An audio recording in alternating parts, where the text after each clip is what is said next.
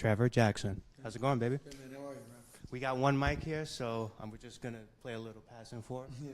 Now, you might know Trevor from Grownish, but he just dropped his debut album, Rough Draft. I guess, the question that comes to my mind first, why title it Rough Draft? Rough Drafts basically represents all the steps it takes to becoming the person you're meant to be. I feel like you can never skip steps in life, and everything is necessary. Every mistake, every lesson. And I feel like, especially in my day and age, so many people try to be perfect. And I feel like we have to start embracing the confusion and the uncertainty in life, knowing how important it is. So rough draft, if you're in school, you don't have the final draft. The first time it takes a couple rough drafts. You're going to have to fix some punctuations, fix some spelling, but it's all necessary to get into that place. So that's what this album basically represents, is all of my, mistakes, all of me falling in love and falling out of love, and just kind of all of that within the album. So that's why I called it that. And I made it in my front living room, so, yeah.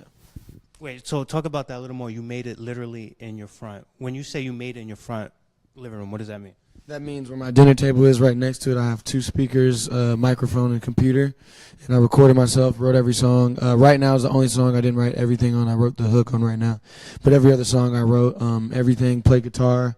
And just wanted to be more in control of how I sounded and, really, really put my spin on things. I guess it's simple. Like, how difficult was it for you, like, that process of just sort of, like, being hands-on, right? Just doing it all.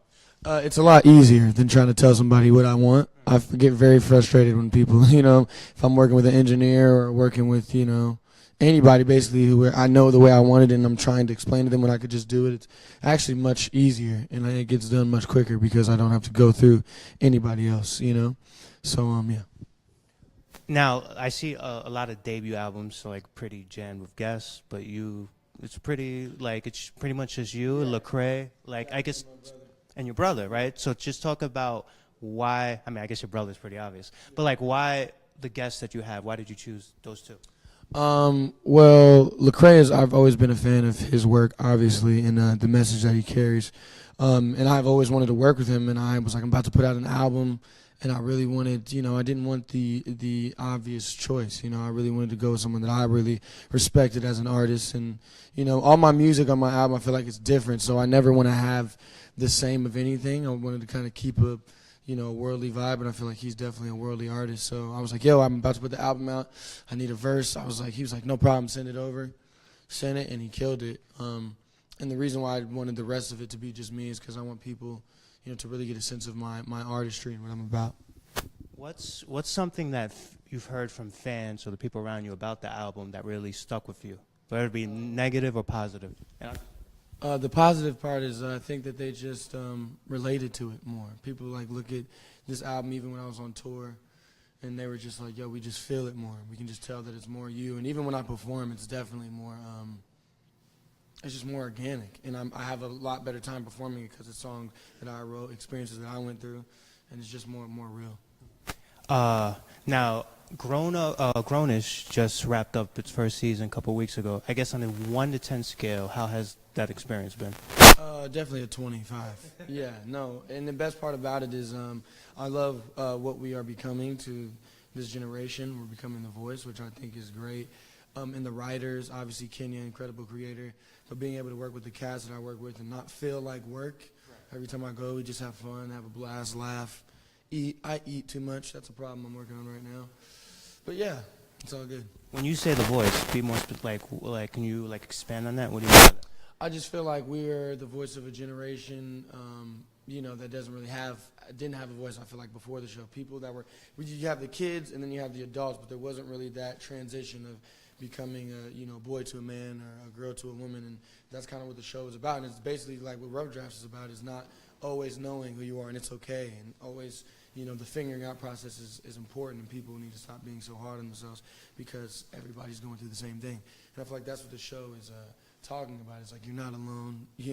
Everybody gets lost. Everybody questions who they are, questions their existence. You know what I mean? So embrace that. Yeah. Just make sure it lets you know that you're human. It's like anxiety young people feel, right? Yeah, for sure.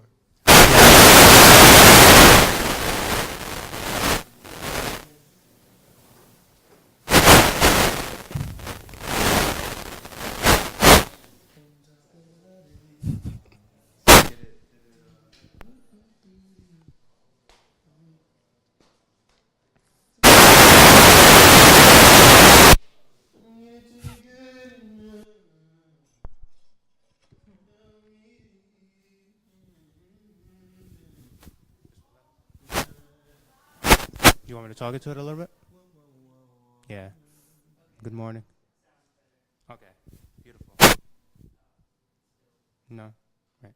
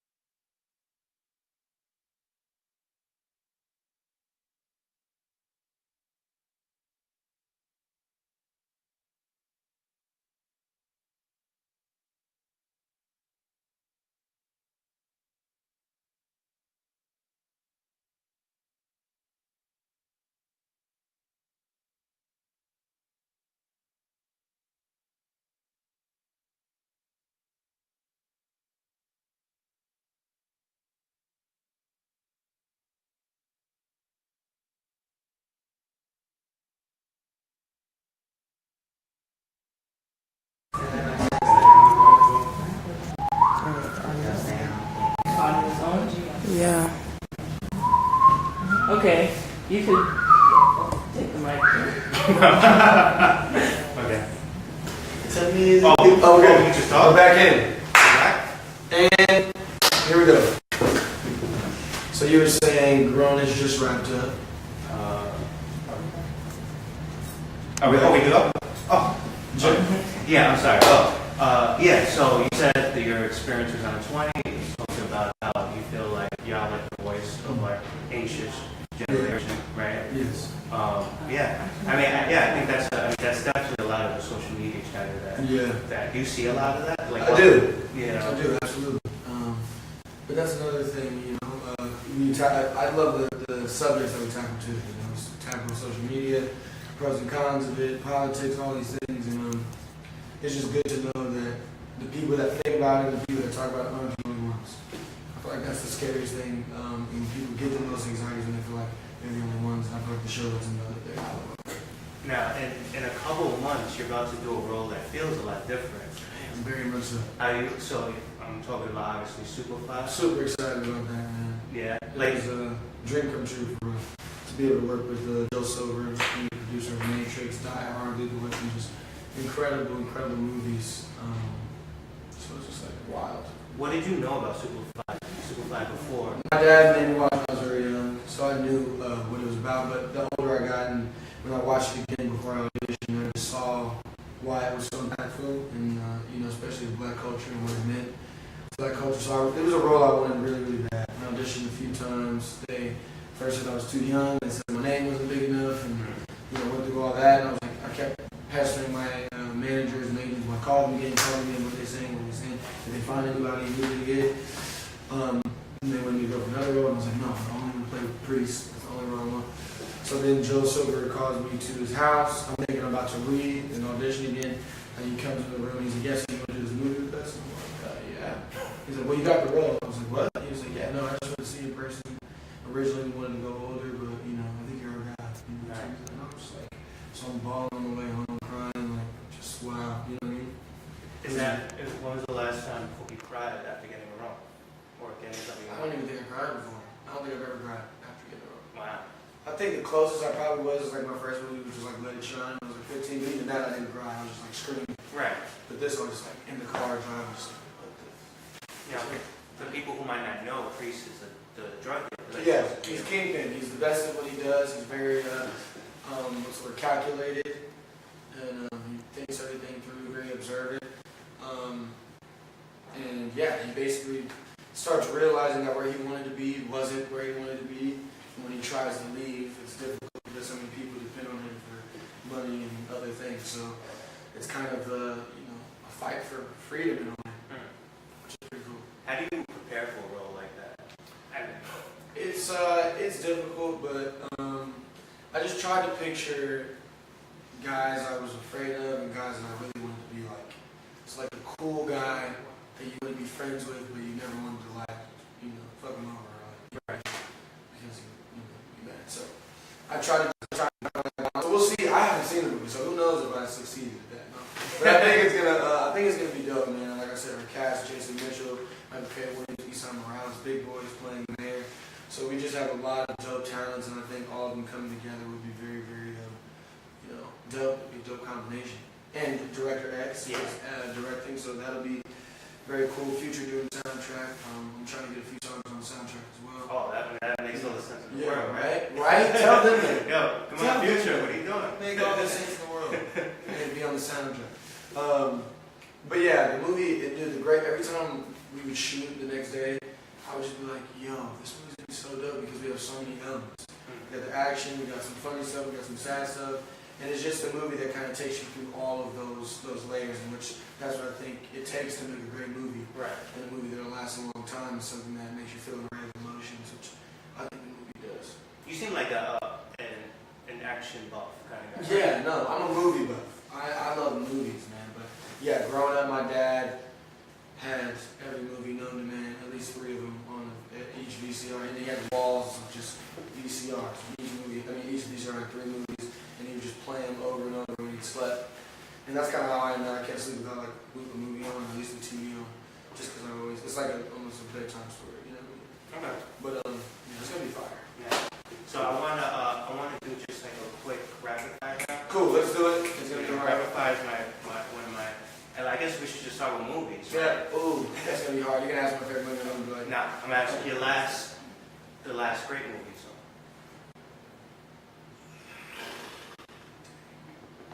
Dang, see, rapid fire. This is not rapid fire because it's hard for me to answer. Well, what's the first thing coming to mind? The first thing that came to mind was 3 Billboards. There you go. That was great. Last bad movie. So. Oh. Can I say the worst movie I ever saw? Am I allowed to say that? Yeah, it is. Your first thing coming to mind. The Neon. I'm sorry because I love it. I love the young lady in it, but the Neon Demon was probably the worst movie. Neon Demon. I've never seen that. It is the worst movie I've ever seen. Ever. But some good talent in there. Good talent, but I don't know, somebody who's in charge of the creative process, they need to not do it again. You said you're a big food guy. Love food. Cheese is my favorite. Sorry, you didn't ask me that. Oh, food or cheddar? High plain cheddar cheese, you can get it at your local house, or a cheese place that really knows how to do cheese. It used to be Welch's that had to be imported from London, but I'm over that. You had like a Welch's face? Yeah, I had a Welch's white cheddar face until I had high plain cheddar. I was like, this is way better. And it has like little air pockets, so it's almost like crunch. It's like, but not crunchy cheese. Don't think that. There's like some parts of it that are like a little. That's fine. I imagine it's like really. With a Triscuit, you get a rosemary little cracker. Oh man, this Some is turkey on top. Oh my god. What a musical. Can I get this in my bodega? Yeah, no, you need that, bro. In your life. What's the bodega? That's New York stuff? Yeah, it's like a corn store. Yeah. What do they call it? Where you? Probably, convenience store, corner store, like a CD. But no, you're talking about corner store. Yeah, it's different. So, alright, so then it was Mexican food or Italian food? Oh, so you're going to choose between pizza and quesadillas? Yeah. And they're similarly shaped? I like how you go cheese things too. Yeah, you saw that? Oh, damn. Mexican food. Yeah. So I love Taco Bell. But I love Pizza Hut and Papa John's. No, not Papa John's. But I do like Papa John's, just not the guy. Papa John's is good. I like the Papa John's. I've been struggling lately because I want to order it from like, my morals don't want me to do it, but my taste buds do, you know? That little garlic sauce? Yes, man, it's so good. Okay, so Black Panther or Killmonger? Black Panther. Yeah. Don't overread that. LA or New York? LA. LA. I can visit New York. I just can't do that. LA, here's my problem, and I always say this. When I'm in New York, I have to see, like, far. When I'm in New York, there's a wall, and it feels so, like, you know what I mean? But when I'm in LA, I can wake up and I can, like, see all the way to the mountain, and all the way to, you know what I mean? I just feel more optimistic. I feel so limited here, even though it's not the case, but just my crazy brain thinks like that. House party or club? House party. My House, preferably, which is a song on the album. Check it out. It's number 2. When's the last house party you had? I had a party at my house all the time. People just come over and it ends up being something that it wasn't supposed to be. And wake up angry and So like, you know, regretful. I'm joking. Sunday. Yeah, exactly. Yeah, not yesterday. NBA or NFL? NBA. Favorite team? I have to say Pacers because I'm from Indiana. But I'll say Pacers. Let's just give it to them for right now. Okay, and before we go, Paul George or Reggie Miller? Reggie Miller. Come on, man. Wow, That game where he came back, he had 6 was it 3 threes in a row? Won the game. Old Kanye, new Kanye? It was like a middle Kanye song. That was really, but I guess newer Kanye. But then old Kanye. Kanye. Can I say Kanye? Did you say Kanye? There was a phase I didn't like. It was like a middle phase I didn't like. Well, the beginning and the end I liked. I feel like I could tell by the fashion what's your favorite Kanye album. You're gonna be upset because I don't even know the names of Kanye albums. I know Kanye songs. Okay, so tell me the song. I mean, obviously Jesus Walks. I mean, Gold Digger. Old Kanye. But the newer ones, I mean, I love Pablo. I love some of the stuff from them. You know, I like if I get asked for a T-shirt, I'm gonna feel like an asshole. I love that one. It's a great song. I can think some genius line actually. Movie Will Smith or Instagram Will Smith? Movie Will Smith. For sure. You're gonna ask me what movies because I'll go down the list. I, Robot, I Am Legend, Enemy of State. I love Pursuit of Happiness, Wild Wild West. Okay. And then I guess because since you're a basketball guy, LeBron, MJ, or Kobe? And ooh, you put Kobe right at the end. I'm gonna say Kobe because when I was alive, it was Kobe more so. But obviously MJ is always the best, always the GOAT to me. But Kobe, I slept in the shoes and snuck to school. I wasn't allowed to wear them, but I slept in them and then would put them in my backpack. Get to school, put them on. I'm talking about the white ones. If anyone has those, by the way, please contact me because I've been trying to find them. The white ones with no laces. Yeah, I know what you're talking about. And they look like, I don't know, they're like shiny. spaceship. Yeah. I was obsessed with shoes. Now you were like a legit basketball player. Yeah, I used to play. My dad to this day asked me if I was in the NBA. If I wanted to be in the NBA still. I'm like, no. When I was little, literally it would be raining outside. I remember one time I had to dribble between my legs and I had basketball shorts on, so I kept messing up. He said, take your pants off. So I was in my Power Ranger underwear outside in my neighborhood. Everybody's looking at me. It's raining. I have to go from lamppost to lamppost without messing up before I could go inside. It was like 10 o'clock when I was going in high school this day. You didn't care. He was like, nope. I felt like I was at 300 or some shit. How often do you hoop now? Occasionally. I used to do it every day, but since I've been so busy, I haven't had time. But 24-hour fitness and no-ho, I used to be here all the time. Who's the most famous person you ever played with? Most famous person? Who ever played against? I guess you could say Chris Brown was probably the most famous. But You gave him buckets?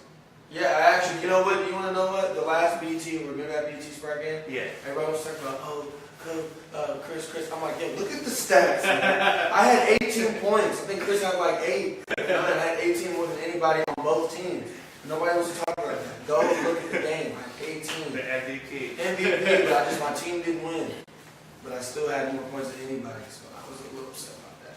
Okay. Even my cousins called me, you let Chris block you? So he didn't block me, fouled me, won. I'm still upset about it, can you tell? Never taken out. Yeah, come on, man. All right, I got some questions from viewers out there. Let's go, fans. Let's go. So Judith asked, how do you manage to stay focused on your goals? I pray often, and I have a great family that's very supportive. But me, I feel like I'm so hungry for, self-discovery, and I feel like I only find myself the more so I dive into my art, so whether that be acting or music. I'm happier, and I like being happy, so making music. Yeah, And acting. Yeah. Yeah. Selfish. I'm not selfish in a way, really. I'm gonna be happy all the time. So what do? I make music or I'm acting. Yeah, it's like there's no saying you love what you do. Yeah. Yeah. It's not hard. Yeah. When are you touring again? When am I touring? I'm gonna try and do a tour in the summer. Hopefully, like a college tour. I really want to do that and be able to do my own rough drafts tour, perform more songs off the album. You know, What's your favorite part about touring? the fans, man. Being able to look them in the eye and just be like, hey, thank you. You know, basically that's what it is. Just saying thank you. I thought you were going to say the Papa John's pizza. Oh. What was your favorite song to write? Think They Know. They know. That's one of my favorite songs. I think that might be my favorite song of the album. That one in Unpacking I wrote pretty quick. I feel like because they were just the most real. I just kind of was like, what happened? What were they saying? And so I think they know. You know, I'm talking about a lot of stuff. People are trying to send me to therapy. People trying to tell me that I'm crazy and all of these things. Grow up. And I was just like, man, you think you know me, huh? You think you know? Well, what's the, I mean, I guess like, just so people could picture it, like you're just on your couch and you just like feel it, or do you like... When I write? Yeah, It's like me, bro. I'm so spontaneous, I'm all over the place, I'm so impulsive. So it could literally be like, I could be anywhere and like record the melody. But most times, I get a beat, and then if I love the beat, then I just play it, and then I'll freestyle, and just kind of do like melody stuff, and then I don't write until I fall in love with the melody. It's very few times that words will come before it. Right. Because I have to be able to do this before I'm going to listen to what you're saying, because if people aren't doing this, they're not going to really hear you. Right. You know? So I try to make sure, because think about it now, dude, half the music that we listen to, nobody knows what the hell anybody's saying. But it's because it all goes like this, and you're like, oh, and then you got to go back and look. So I'm trying to give it that same feel, but be a little bit more intelligent. Right. Okay. Okay. Instagram or Snapchat? Instagram. Snapchat, I got lazy. I mean, I don't even like doing any type of social media. So the fact that I have to alternate between two and do the same video, it's too much.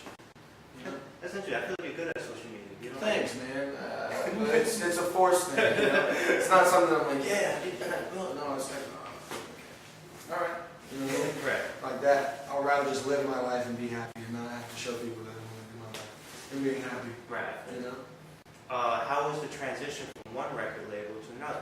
Do you think you made the right decision? I made the absolute right decision. Why? Because I can do what I want, and I don't feel like a slave. I was thinking about, doing the Prince, turning my name into a symbol, a lot of that. That's why I fell in love with Prince, because I felt so similar to him. I was just like, oh my God, this is BS. It literally is. Labels are to artists what the government is to the world, to the American people. Labels are to the artists, okay. To what? They just tell you what your BS to make you do what they want you to do, but really doesn't make any sense. And you just kind of have to do it because it's against the law if you don't, or you don't get put out, or you don't have bread to do what you want to do. So it's just a bunch of It makes it feel like work. It makes it feel like work and lies and everything else, just not the place you want to be. So it looks like that you're happy with this life, and you're never going back. You're never going to that system. Not going to that system that I was at. No. But another system if they want to, up the price a little bit. You know what I'm saying? Let me be free to make the music I want, then I'm cool with that. And then lastly, someone requested if you could sing a little a cappella, if you're comfortable with that. What song? It's 2 in the morning and I'm turned. Everyone is trying to go to the after party. But girl, I was thinking we could just maybe take it somewhere we could be alone. Yeah. A little bit early, you guys caught me in a very rusty time, but it's alright. Alright, so before we wrap up, is there anything that you feel like I can cover? That you want to tell You guys covered everything. June 15th, Superfly, Grunge Season 2, probably next year sometime. Let's start filming that this year. The album, Rough Drafts Part 1, is out now everywhere. Check out the music video, Apocalypse, that I directed, and the 2 videos that I'm about to put out, I directed and edited myself. So, yeah, just be in charge of your own vision, man. Don't let anybody else. Don't depend on anybody. I like that.